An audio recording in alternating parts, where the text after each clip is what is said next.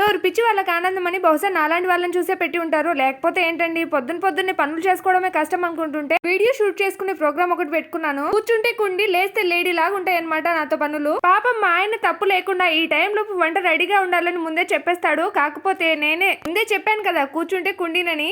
ఓ పక్కేమో బిందు టైం అయిపోతుందనే కేకలు, ఇంకో పక్క కుక్కర్ విజిల్స్. ఆ మాత్రం హడావిడి లేకుంటే లైఫ్ పిచ్చ బోరుగా ఉంటుంది. ఏదైతేనేం నయానో భయానో మొత్తానికి పావు బాజీ అయితే రెడీ చేసి మా ఆయనకు పెట్టాను. కాకపోతే వీడియో అయితే షూట్ చేసుకోలేకపోయాను. ఆయన అయితే వర్క్ కి వెళ్ళాడు. ఇంకా నేనైతే పావు బాజీ పని పడదామని ప్లేట్ ముందేసుకొని కూర్చుంటున్నా. పావు బాజీ చేయడం అనేది పెద్ద ప్రాసెస్ ఏం కాదు. కాకపోతే వెజిటబుల్స్ అన్ని మనం ముందే కట్ చేసి పెట్టుకున్నామంటే ఇంకా త్వరగా అయిపోతుంది. వేడి వేడి పావు బాజీ నా కోసం ఎదురు చూస్తుంటే ఇంకా ఆగుతానా చెప్పండి. ఒక్కొక్క బయట అలా వేసేసారనమాట.